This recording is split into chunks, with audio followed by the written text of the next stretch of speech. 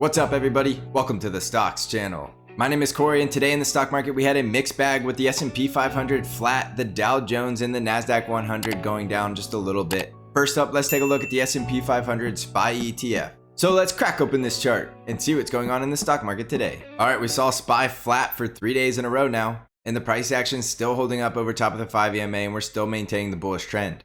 Remember, the critical resistance levels to break above are 418, 423, and 426, but SPY needs a closing price over 418 before we can get into those 420s. As you can tell, that 418 level is a very strong resistance, and SPY is just consolidating underneath that level. If we go over to a 1 hour chart, you can see it very clearly here that SPY has really just gone absolutely nowhere over the last 3 days. So when we get a pattern like this is a consolidation period, and we still do have a bull trend, so we are very likely going to try to test this breakout yet again. If we continue to fail to break out over this level, that could be a warning sign for the stock market, and it could mean the stock market's getting exhausted at these levels and it's due for a pullback. So going back to the daily chart, don't forget, as long as we're holding up over the 5 EMA, maintaining this bullish trend, we're still expecting to see the stock market climb higher, even if it's on low volume. You could see there's almost no volume, relatively speaking, compared to previous days, and the market is really just in this uncertainty mode, waiting to see what's going to happen with these earnings. So watch the critical support levels below at 415 and 412, and remember that SPY would have to start closing below 412 to possibly reverse this bullish trend. Right now, the trend is still very strongly bullish, and the price action is flirting with all-time highs. Next up is the Nasdaq 100 triple Qs, and we see the triple Qs dropping 0.34% today, closing right on top of support to the exact penny on 339. We did get a price action close below the 5 EMA, but we're still maintaining a strong bull trend. So the strong support levels on the triple Qs are going to be 339 and that 20 simple moving average right at 336. Remember, we would need to see the price action closing below that 20 simple moving average to reverse this bullish trend. So if the price action stays above 339, the triple Qs are still bullish with upside price targets of 343, 345, and 350. Next up is the Dow Jones, and we saw the Dow Jones dropping over 0.4% today, closing right on top of the 13 EMA. The critical support on the Dow Jones is 337, and if we get a close below that level, we will be below that 20 simple moving average. Upside resistance on the Dow is 341, and the next price target above that level will be 347. On the Russell 2000, we went up today, going up 0.17% and holding up above that support level at 227. Remember, the Russell is in a full bull trend, and the price action continues to close over top of that support level at 227. On the Russell 2000, look for price targets at 230, 234, and 238, with downside support at 227 and 223. On the ARKK ETF, we dropped 0.68% today, closing right on top of that 50 EMA, and that's now 3 days in a row that we're getting very good price action over top of the 50 EMA. However, we are still trying to develop a bull trend, and we're getting in a strong confluence area of support here. Right around 125 is the strong support level on ARKK, with the next support level right around 123.4. Upside resistance levels are going to be 129 and 133, and look for ARKK to try to get a breakout and try to get back into a bull trend off of these levels. Next up on the VIX, we see the VIX going lower today, closing at 17.3. Remember, the VIX is an indication of fear, and we still don't see any fear in this market. A low VIX means low fear, which means we're likely going to new all-time highs. So the lower the VIX heads, the more likely we're going to see a breakout to all-time highs, and if we see the VIX spiking above 18.2 and getting into the 20s, that could mean that a stock market correction is upon us. Right now, the VIX is favoring all-time highs and not a correction.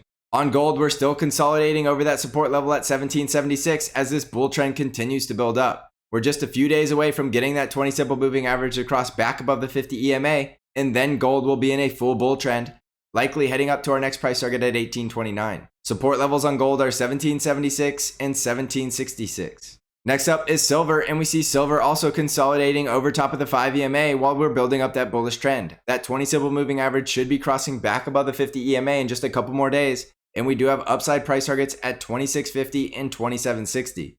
Downside support is going to be right around 2582. On Bitcoin, we're currently down about 0.79% and still struggling at that resistance level at 55,600. Remember, Bitcoin needs to break and close on a daily close over 55,600 to reverse this bearish trend.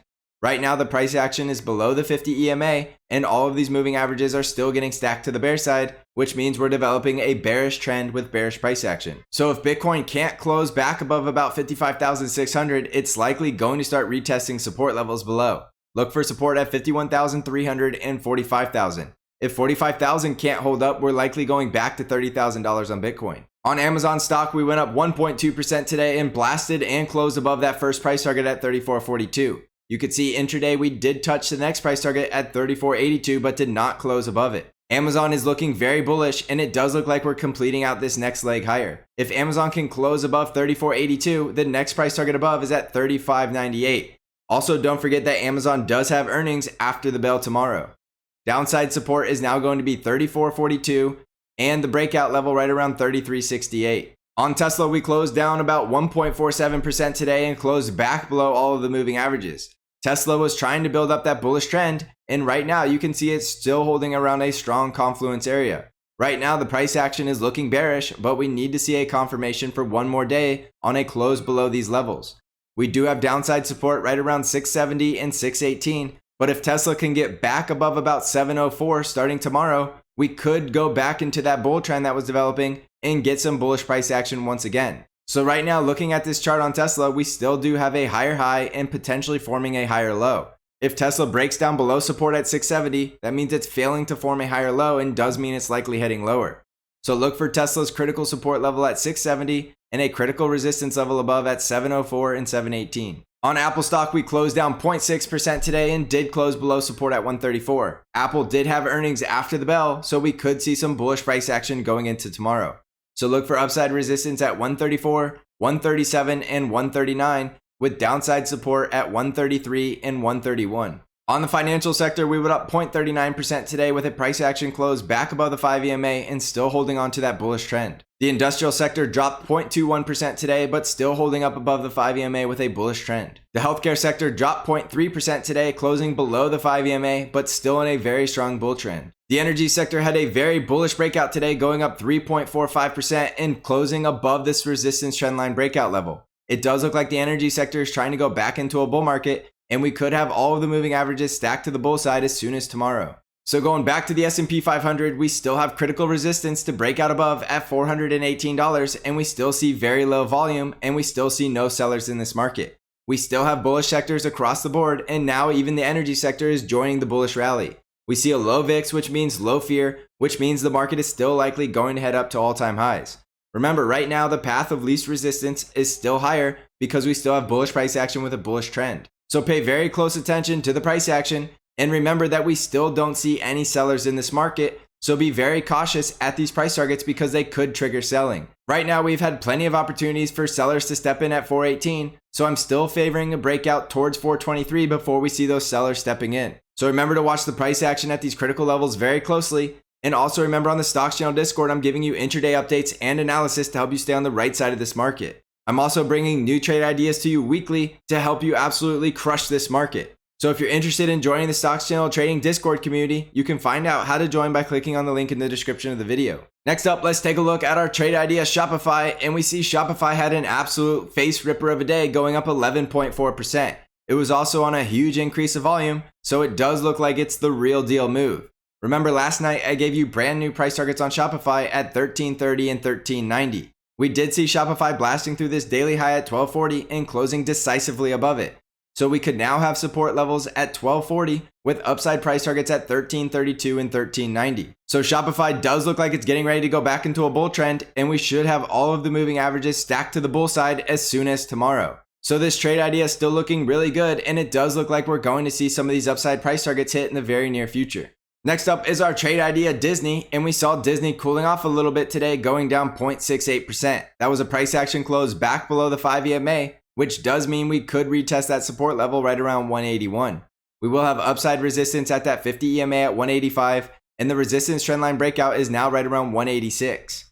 Remember, we're looking for Disney to bounce off one of these support levels and try to break out and get through these price targets above that take us all the way up into the 190s, all the way up to about 194. So this is one of those trade ideas where we still don't have earnings out for a couple of weeks, and there should be plenty of trading opportunities going into that earnings season. So look for Disney to possibly retest and bounce off support at 181 with price targets above at 185 all the way up to about 189. Remember, I'm bringing more trade ideas to the Stocks Channel Discord weekly, so if you're interested in more trade ideas, you can find out how to join the Discord server by clicking on the link in the description of the video. So thanks for watching, everybody. I hope you're crushing this market, and as always, I will see you in the next episode.